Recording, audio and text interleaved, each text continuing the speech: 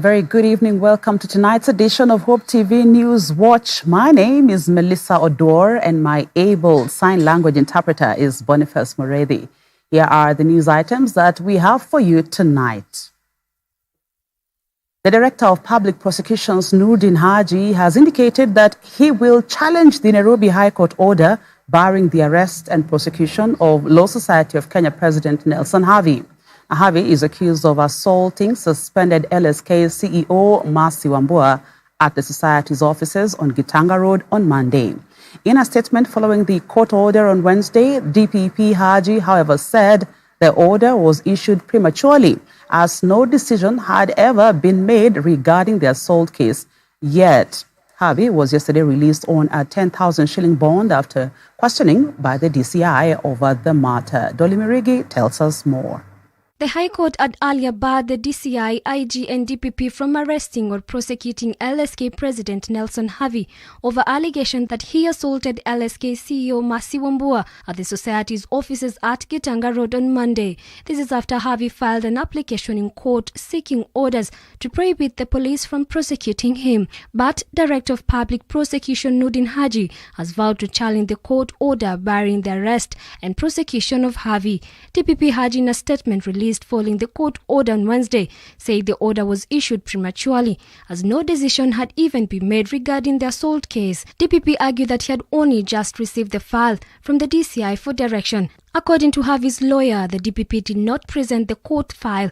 Therefore, Havi could not be represented before court on Wednesday. We are informally told that the consent to charge Mr. Nelson Havi, our client, has not been granted by the ODPP. So we cannot do anything. We will wait for that consent to be given, and we are ready to face the charges in court. If the president of the Law Society of Kenya can be dealt with in such an unprocedural and illegal manner, how then can we assure ordinary Kenyans of their rights under the Constitution? Because the Constitution is expressed. Before you go and arrest somebody, the evidence should have been collected. DPP Haji further said that should he find cause to charge Havi, then he will proceed as that is an independent decision granted to his office by the Constitution. According to the statement, the DPP affirmed that the said application is premature as no decision has been made in relation to the assault case and reiterates that the decision to charge is independent and the ODPP owes fidelity only to the Constitution in making the decision to charge. The DPP shall challenge the order which was prematurely granted ex parte. Havi was arrested and grilled on Tuesday before being released on a 10,000 cash bail later in the evening. Wambua alleged that Havi assaulted her during a meeting at the LSK offices on Monday. Wambua and Havi have had a long-running tussle after Havi declared her sacked last October. He claimed that she was part of the team that embezzled LSK funds. Dolly Mirigi for Hope TV News Watch. The hearing of the murder trial case facing Migori Governor Okoth Obado and his two co-accused, Michael Oyamo and Caspar Obiero, has entered the third day at the Milimani Law Courts in Nairobi. The prosecution presented 3 witnesses to testify against the 3 in-court proceedings. Now, they included government forensic analyst Kimani Mungai, former employee of Sacred Hotel Veronica Wangeshi, and head of security at Flight 540 Alex Omamo. Mungai established that the 28-week-old fetus carried by Sharon Otieno was indeed sired by Migori Governor Okoth Obado. However, no DNA of the 3 was identified on the clothes of Sharon nor at the crime scene. Grace Ongoi with the details of today's proceedings. As expected, Migori Governor Okoth Obado, his personal assistant Michael Oyamo, and Migori County Clerk Caspar Obiero were present before Justice Cecilia Githua to listen to testimonies against them. The testimonies are expected to prove without reasonable doubt the guilt of the 3 in relation to the murder of Rongo University student Sharon Otieno.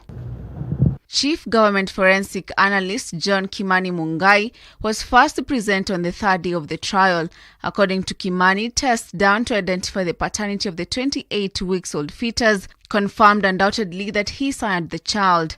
That they are 99.99 50% more chances that Zakaria Okoth Obado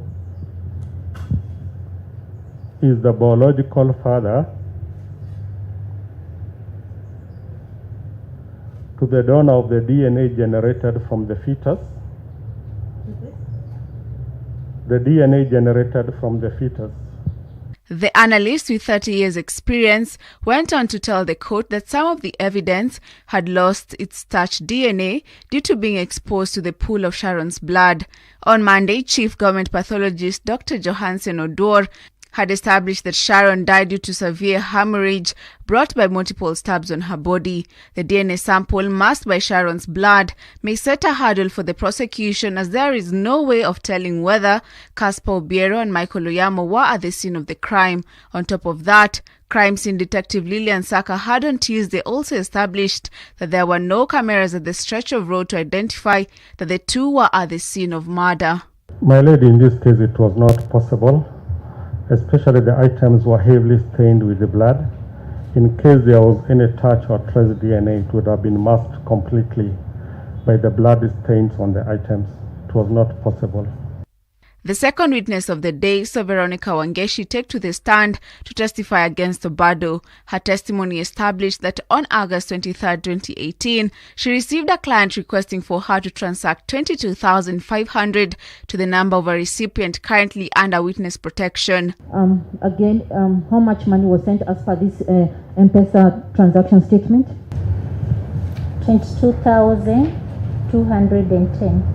Closing the day was the head of security at Flight 540, Alex Omamo, who identified the boarding passes of Sharon and the witness under protection. However, during cross-examination, the defense questioned the relevance of the witness, saying that he is in charge of security and no security issues arose during the flight.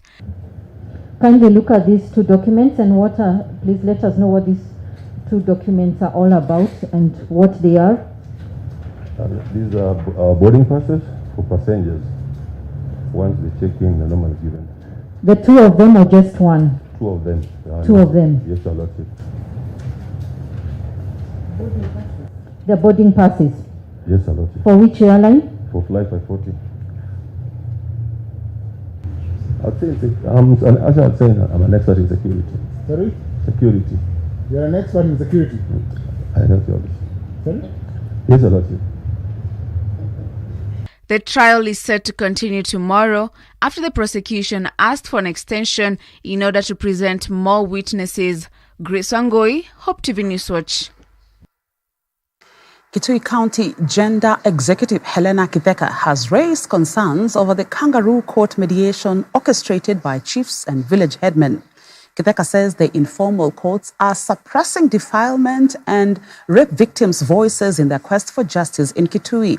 The gender executive is now calling on Interior Cabinet Secretary Dr. Fred Matiang'i and the Director of Public Prosecutions Noordin Haji to crack the whip against errant chiefs and their assistants to ensure rape and defilement perpetrators are prosecuted in a court of law. Alice Dana tells us more. Kitui County Gender Executive Helena Kitheka now wants all cases of rape and defilement in the county to be handled professionally, procure watertight evidence, and ensure convictions are determined. Speaking after meeting victims and their parents in her Kitui office, the county committee executive member dismissed the kangaroo court mediators comprising of chiefs and village elders who use unorthodox procedures to extract information from victims that is bent to exonerating their abusers. Our judiciary and ODPP office is in a total mess. Tunasema ODPP, wacha kuwa magistrate, wacha kuwa judge, peana case, iende kotini, watu wapate justice from the voice of the judge or the magistrate. Kitheka decried rising cases of rape and defilement, adding that some are not reported as the locals prefer village kangaroo courts mediation. She said that retrogressive cultural practices will not be tolerated to interfere with the livelihoods of the school-going minors, adding that such victims endure despicable trauma throughout their lives since they live with their childhood perpetrators. Tumeongea muda wa kutosha. It is action time. And we appeal to Mr. Haji. In the fear of Allah, speak for these people. Act for these people who cannot talk. Eunice Kidome, whose 9-year-old daughter was defiled and killed in cold blood in 2016, is crying for justice since the suspect was released without trial, saying they have never been summoned to court as witnesses since the arrest of the perpetrator, who is now walking free. However, in a rejoinder, Kitui Director of Public Prosecutions Boni Okwema said that the matter has been appealed and will be heard at the Court of Appeal. Tarehe 7 mwezi wa kwanza 2016 nilimtuma mtoto wangu Catherine Kalebe Kidome kwa jirani yangu anaitwa Jani, na alipokuwa akirudi akakutana na jamaa mwingine shika na kamrep na kamuua. Tulienda tukaanza kumtafuta, tukaenda tukapata slippers na ndama, tukaanza kutafuta mpaka tukaenda tukampata kwenye alipepa akawekwa, kuangalia tukapata amekufa. DNA results zimetoka exactly matching the killer. As we are talking today, the magistrate, whoever was handling the case, that young man has been released. Wakisema nini? Lack of witness. Wazazi wa mtoto hawajaitwa kotini for good years. Wanatembea hata huko kwa kicheka na analisha. Sasa tunaona kama tukikutana na yeye huko anaweza tufanyia mabaya. Kitui County Kituo cha Sheria Coordinator Roberto Nyamai admonished chiefs for shielding suspects involved in rape and defilement cases through fines at the village levels, which in turn fuel this vice. Hizi cases za ubakaji, defilement, zimekuwa nyingi sana Kitui County. In fact, ziko nyingi, hata ukienda prison, ukiona statistics, ziko nyingi sana. Nitaka kuhimiza hata hizi cases wakati mwingine zinafanyiwa kwa chiefs. Machifu wana negotiate hizi cases katika maofisi yao. Hizi sio case ya kunegotiate kwa chief. This is a police case. Tafadhali machifu msinegotiate ile kangaroo court, hatutaki iendelee. For Hope TV News Watch, I'm Alice Diana. The Media Council of Kenya has partnered with Science TV and ActionAid to train journalists and media persons with disabilities in Kenya, giving them a platform to express their skills and passion. The training opportunity is seeking to enable the persons with disability to live and operate like their abled counterparts in the society. The trainees have thereafter been awarded with certificates to show their qualifications, skills, and competencies. Velma Mweresa has more. Journalists living with disabilities have received a major boost in their career after a training organized by Media Council of Kenya was conducted to boost their passion in the industry, which is largely the domain of their able-bodied counterparts. Speaking after the training, the Chief Executive Officer of Science TV, Luke Muleka, hailed ActionAid and Media Council of Kenya (MCK) for initiative, saying the organizations have hugely contributed in supporting the TV station in facilitating the training of the media persons with disability possible. He discouraged the acts of stigma and discrimination against persons with disability and called for positive criticism to make it possible for them to execute their abilities. And when we were actually concocting this type of training, the intention was, how do we train 100 persons with disabilities across the country so that we don't employ them per se, but we let all these people be stationed in whatever counties they are, aligned to the counties, and get these stories that are able to propagate socio-economic, political, and talent development of persons with disabilities. So I would say that the journey has just started. You people are almost like a flagship project of this training. But remember, we want to go out, and some of you probably will be the trainers of trainees. ActionAid Kenya Programs and Strategy Lead Personnel Samson Orao encouraged other news channels to provide an open platform for training and employing persons with disabilities, saying their skills are just as good as those of other able-bodied persons. I just want to challenge all of us, and even Science TV and Media Council, because now regulatory authorities, why can't we also compel other news channels to embrace this idea, to embrace this platform, to even recruit from you? You train, they pick, right? because we could be looking at now expanding our reach. The ActionAid Executive Director, Susan Otieno, on her part, said empowering a person with disability is promoting innovation, and this takes journalism to the extra mile since they bring ideas from a totally different and creative aspect that could help take journalism and media in Kenya to the next level. She added that the platform offers the marginalized persons to be informed and not be left behind with current trends in terms of news and entertainment. When you go out there, you will find people who are facing multiple barriers. And the question is, what power do you have to be able to support them to challenge? You have the pen to write their story. You can present, you can speak about their story as a media personality. But the next question is, can you do it alone? According to the Chief Executive Officer, David Omoyo of Media Council of Kenya, the move to train the persons with disabilities has greatly consolidated the journalism and media sector in Kenya. He congratulated and encouraged the trained journalists and media persons with disabilities to go an extra mile and show the world that their capabilities are as good and probably better as that of any other journalist, and urged them to express passion as they leave a mark behind which will have greatly impacted the media sector. I urge you,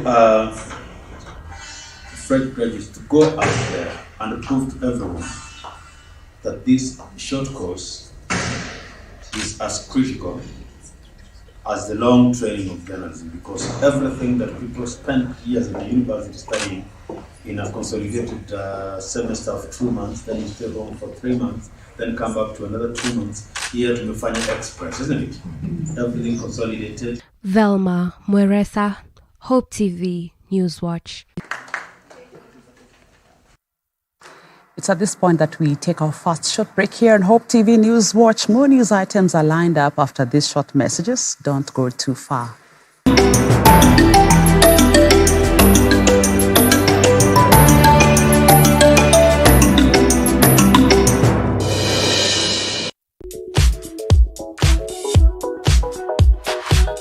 To all family heads and matriarchs around the world, Satan presents the Family Discipleship Conference coming this July, the 20th to the 24th. The conference will be a virtual meeting. We have dubbed the conference Resilient Through the Storm, and our guiding verse is Job 23 verse 10, when he has tested me, I will come forth as gold. Our speakers, Bishop Callisto Odede, taking us through the conference theme, Ernest Wamboye taking us through a panel discussion on affair-proofing our marriages, Dr. Mamusha Fenta taking us through God's plan for the family, Elder Sam Makome, the laws of financial fitness, Dr. John Mpafuli, family finances and wealth creation, and Dr. Charity Waithema, who will be taking us through a panel discussion on mental wellness. We have guest artists, that is Michael Mahandere from Zimbabwe and our very own Rebecca Dawn. So please make sure you don't miss this opportunity to come forth as gold. All you have to do is register at the following link and you're set. Remember, the dates are 20th to the 24th of July. God bless you.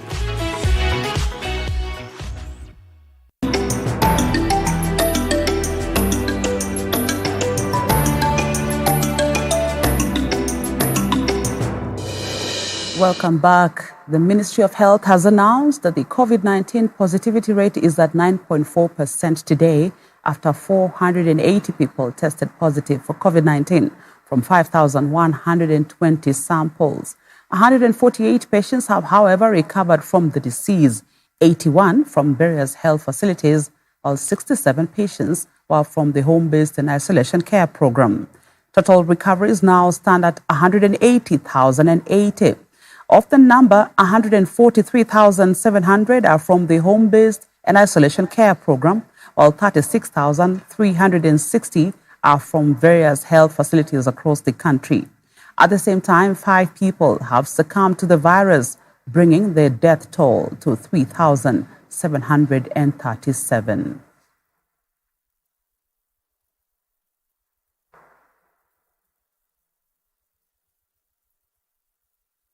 The United Nations Habitat and Nairobi Metropolitan Services NMS have signed a Memorandum of Understanding MOU on the regeneration of Nairobi River. The signing of the MOU took place at the Mishuki People's Park in Nairobi. Now, before the signing, guests were taken through exhibitions of the Changing Faces competition, which is themed Shaping Places, Changing Mindsets at the Park. NMS boss, retired Major General Mohammed Badi, said that NMS has proposed the revitalization of public open green spaces, public recreation areas such as the Jivanji Gardens, Uhuru Park, Central Park and Kamkunji grounds, clean waterways, create neighborhood parks and increase greenery within the city. It took 5 months to transform this park. It is amazing. I think this is the collective of all effort. And I would like to say congratulations to all of you. And I also would like to congratulate the multi-agency team of the government for leading the way and showing the importance of reclaiming and restoring green and public spaces in the city. I think this is very important, and Nairobi commitment to sustainable, inclusive, resilient and healthy urban future is demonstrated in the government commitments to improve public spaces, strengthen walking and cycling infrastructure, introduce bus rapid transit, and through its commitment, high visibility project like the Nairobi River Regeneration Initiative. You'll be given the seedlings free. You plant the bamboo, and remember that bamboo tree has several harvests, and throughout the harvest, you'll be selling the bamboo trees to Ecopole Company. Whatever remains as residue from those bamboo plants, we'll be buying you machines to make toothpicks. So we want you as youth groups to organize yourselves, and our Director of Environment and the legal team will come round to register you and make sure through our companies like Nairobi Water Company, we are able to sponsor you to start those income generating projects. The county government of Nyandarua has launched a mass biometric registration drive for the National Hospital Insurance Fund NHIF health scheme in the county. The mass registration exercise seeks to provide affordable, accessible and sustainable medical cover to all residents in the area. According to Nyandarua Deputy Governor Cecilia Mbuthia, the county-wide campaign is also aimed at helping their already registered members update their membership through the biometric registration that will ensure that the NHIF insurance is simpler and more accessible to all citizens. NHIF Central Regional Coordinator Wamboi Mbogwa noted that they were targeting to have registered 40,000 people into the new system by the end of this week. Indeed, Governor Kimemia has been working with us over the years. He has had several programs where he has invited us and we have collaborated together to serve the residents of Nyandarua.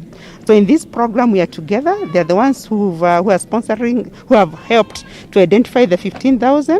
They also helping in they've helped in mobilizing these people, and they've even provided the sites and even facilitated everything to enable us to register these people. Registration hii ni ya universal health coverage ambayo serikali ilikuwa imepanga iwe watu wote wamekuwa covered kufikia 2021, na wananchi wote wale ambao wajisajili nafikiri wanahitajika walipe shilingi 6,000 kwa mwaka kama household ili waweze kupata health coverage. The county government has a program to support over 15,000 needy people to enroll with NHIF. This program started a while ago, so this is like the second time we are enrolling. I say that we are reaching more than 15,000 people, because if you are a head of a household, you are supporting yourself and also your dependents. We have selected those people, were given a certain criteria. We are looking at whether they have chronic illness like diabetes, cancer, HIV, and arthritis such. We are looking at the elderly, we are looking at the disabled, we are looking at the poverty levels, whether somebody can be able to pay that card for themselves, and that is how we have selected that number of people. The whole of this week within the county, we are moving from ward to ward. The exercise is going on throughout the county, and we are doing this in collaboration with NHIF. NHIF is also taking new applicants. Anybody else who wants to apply can apply. The ones who have a card, not necessarily on the governor's program, can also come and do their biometric registration. Residents of Madogo in Tana River County have been warned against illegally connecting water to their homes and other premises. Speaking on Wednesday in Madogo after meeting with water stakeholders, the County Director of Water, Felix Mumba, said that a crackdown on all illegal connections will start this week and those found culpable will be charged in court. Mumba, however, gave a reprieve for those who will visit the Tana Water and Sewerage Tawasco offices and legalize their connections. The director said that the water company has over the years accumulated over 40 million shillings in electricity bills due to the illegal connections and spillages. Mumba revealed that the Commission on Revenue Allocation CRA had promised to release 2 billion shillings allocated to Tana River County from the Equalization Fund to improve urban water supply, and that Madogo will be given first priority. On his part, Tawasco Managing Director William Jilo urged Madogo residents to pay their water bills on time and use the pay bill provided at the area offices. Watu wengi hawapati maji na maji inapampiwa nyingi, na ni kwa sababu ya hiyo kitu tunaita non-revenue water ambayo inasababishwa na illegal connection, inasababishwa na wizi wa maji, inasababishwa na wale watu ambao wanatoboa maji katika ile rising main ambao ndio tunategemea itoe maji kutoka Mororo ipeleke katika ile service tank ndio maji yaanze kusambazwa kwa wananchi. Kwa hivyo hizo ndio mambo kadha wa kadha ambao tutaangalia katika hii wiki yote. Tayari kama county tumetengeneza ile sheria ambao ni ya Water Act ya county kupitia kwa ile Water Act ya 2016 ya national na kuna viwango pale za enforcement ambao tumeweka pale ya kwamba mtu akishikwa kuna fee fulani ambao atalipa ama tutampeleka kwanza kotini akaweze kujibu mashtaka ni kwa nini ameweza kuunganisha maji pasipo kupitia kwa company ama kwa ofisi ya maji pale. Naomba sana customers wetu wa Tawasco wa Madogo kuwa walipie kupitia paybill. Tutapeleka tangazo kwa redio pia kusisitiza hiyo. Na mtu yoyote iwe ni mfanyikazi wetu akikuja kusema kuwa alipwe cash, hiyo kataa kabisa na unaweza kumripoti. Na pia kuna program ya automation, kuna county kuja na program ya water billing system yenye sasa kwenda mbeleni customers watakuwa wanapata bills kupitia kwa SMS. Let's take another short break here on Hope TV News Watch. We shall return with the day's business news.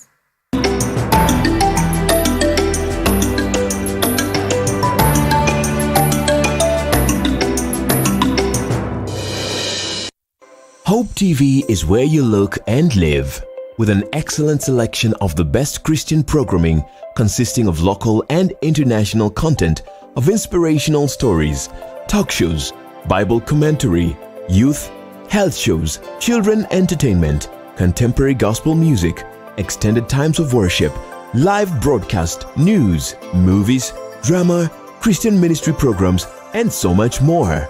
Hope TV is another quality service from Christ is the Answer Ministries, with over 45% of authentic and credible local content every week. Hope TV is a sister station to Hope FM, Kenya's leading Christian radio station, with footprints across the country. Tune in to Hope TV, where you look and live.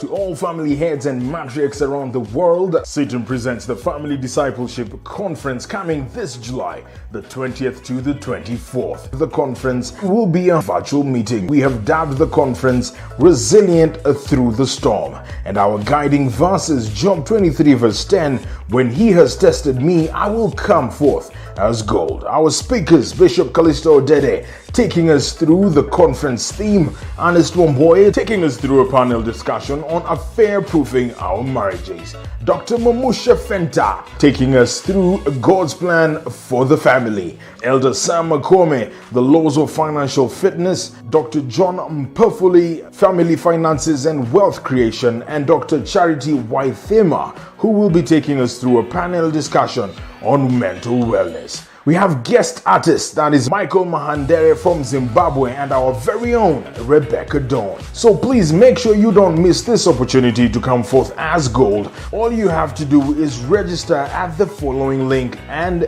you're set. Remember, the dates are 20th to the 24th of July. God bless you.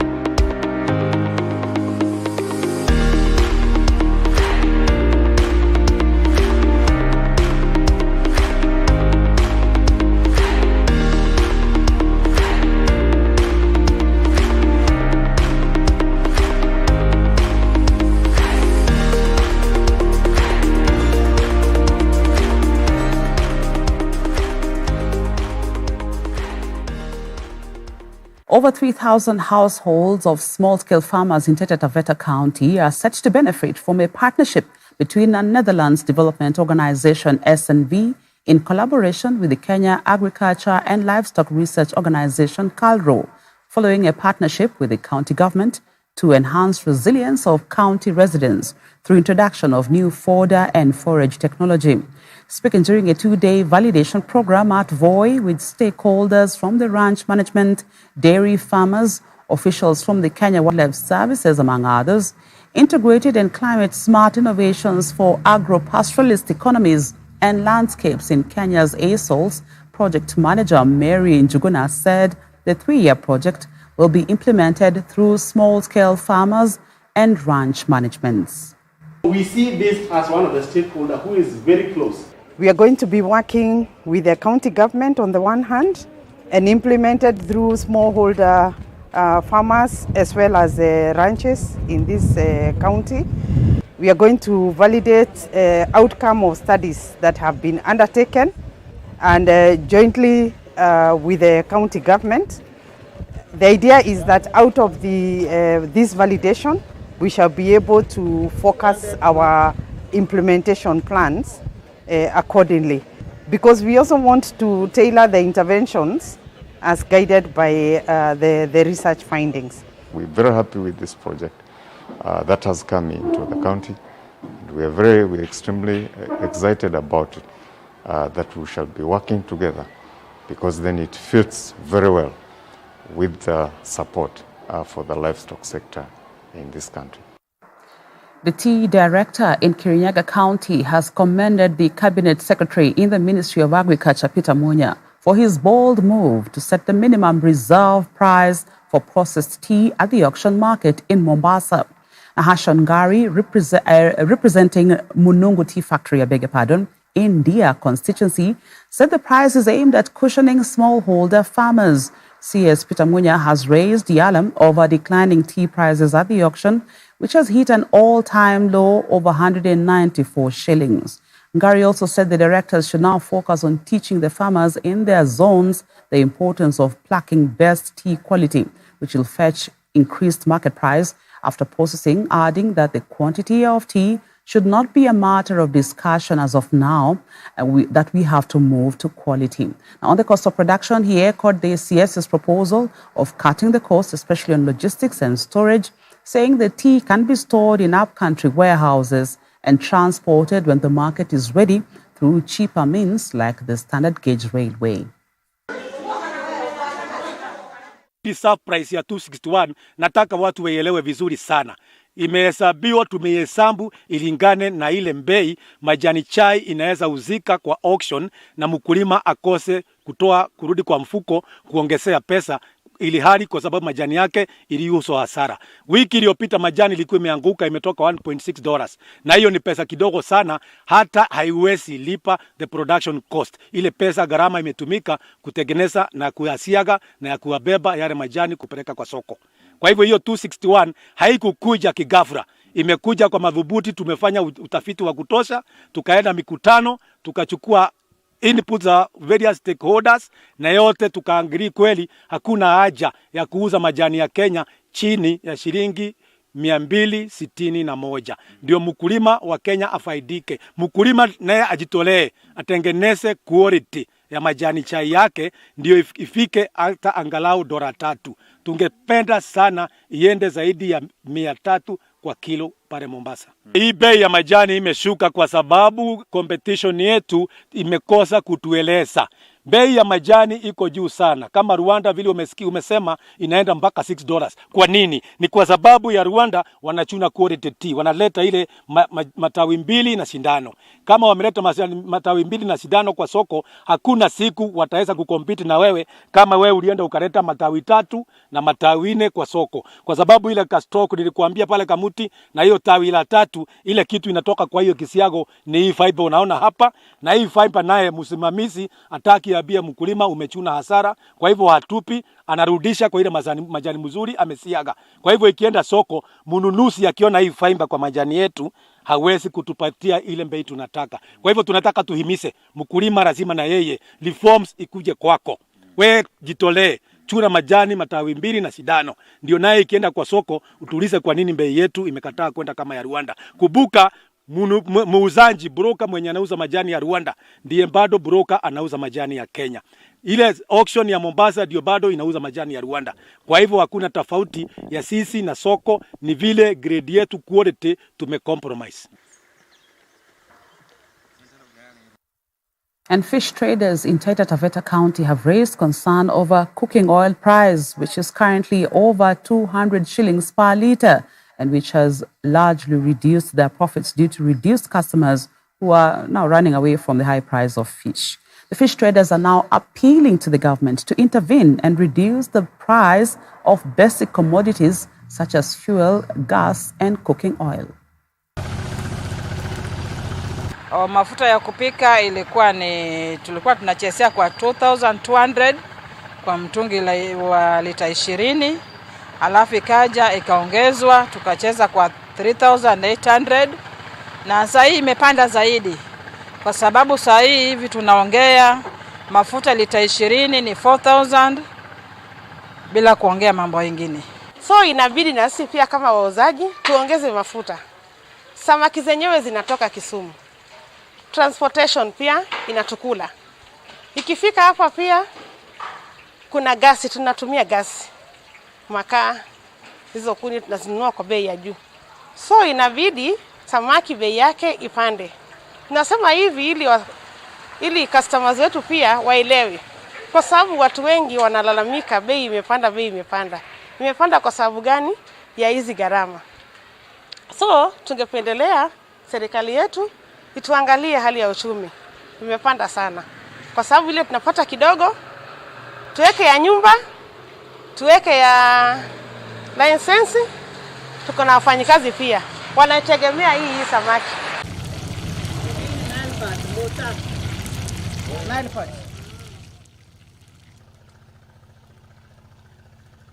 On the international scene, residents of Pimville region in Soweto have protected shops from being looted as the country witnessed some cases of looting on the 6th day of protests. Speaking to the media, the residents condemned the looting even as they warned would-be looters not to set foot in their region. South Africa has seen widespread looting and damage to properties in KwaZulu-Natal, Gauteng and Soweto. On Tuesday, the government deployed the military to step in and stop the riots, although the looting continued today. The riots followed the jailing of Jacob Zuma for contempt of court, turning violent in a country that has suffered extreme inequality made worse by the current pandemic. Traders have been counting losses amid fears that the country could be hit by a shortage of essentials such as food and fuel. And as of today, this evening, there were 72 deaths confirmed and more than 1,000 people arrested across the country in relation to the riots. The standoff between the Democrats and the Republicans intensified today after the 50 lawmakers from Texas vowed to continue their boycott of election law reforms. In a second address, the lawmakers who earlier boarded a plane to Washington, D.C., showed no signs of slowing down. Texas Democratic lawmakers fled their state to deny their counterparts quorum in the sweeping voting laws. This is despite the call by Governor Greg Abbott that they will be arrested when they get back to Texas. The 50 lawmakers left their state as the state's House of Representatives was getting ready to vote. At least 2/3 of the 150 members of the chamber have been present for a vote to sail through. The bill proposes a ban of 24-hour polling places and add an ID requirement for mail-in voting.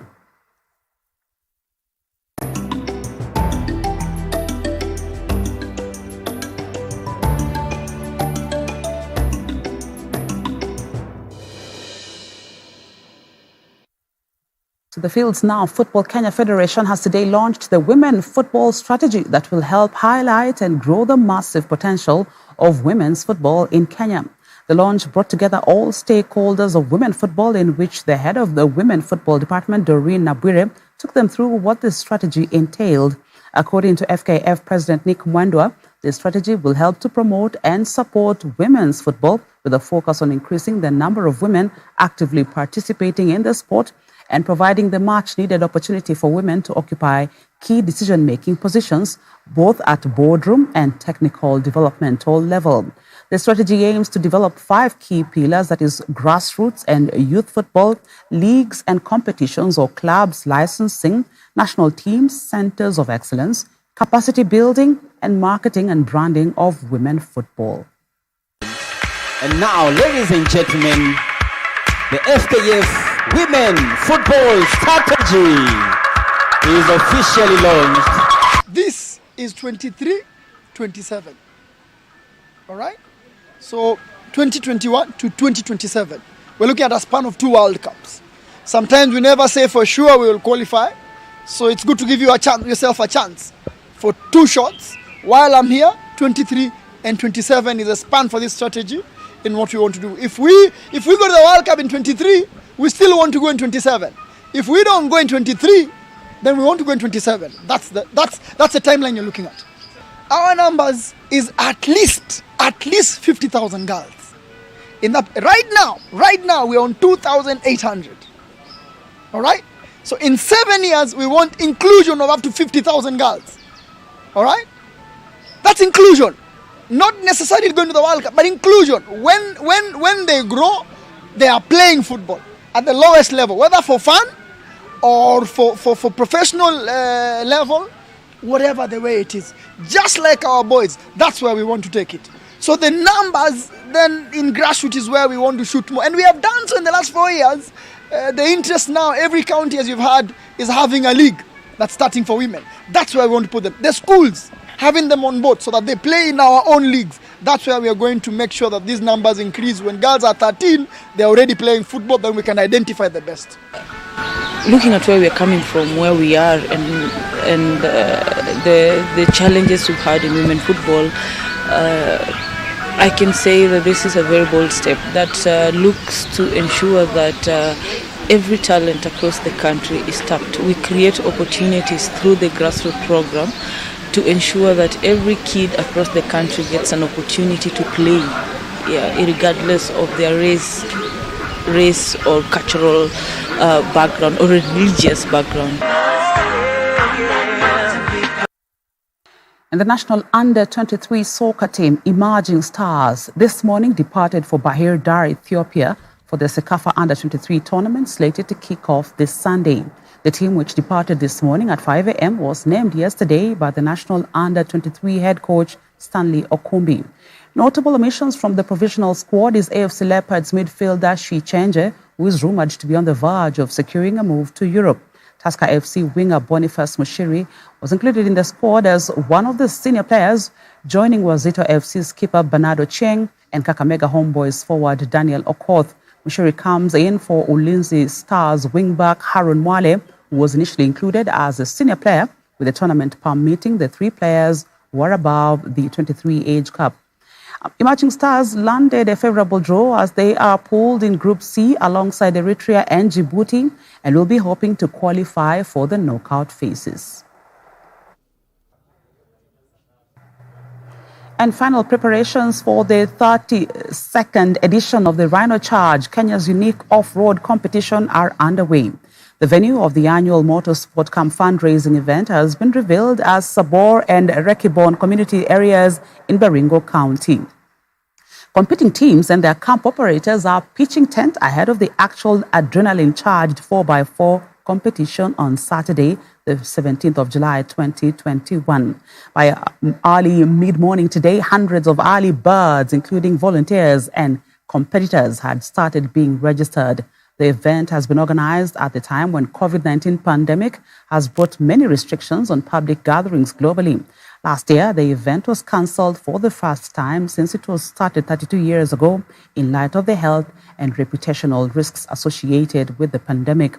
The Rhino Charge is an annual off-road 4x4 competition held in Kenya that raises funds to support the activities of the Rhino Arc Kenya Charitable Trust, an NGO which works towards the conservation and protection of Kenya's mountain range ecosystem, the so-called water towers. And that story brings us to the end of News Watch tonight. Many thanks for keeping me company as I brought you the events that made headlines today. My name is Melissa Odwor. My sign language interpreter has been Boniface Morethi. Have a great evening.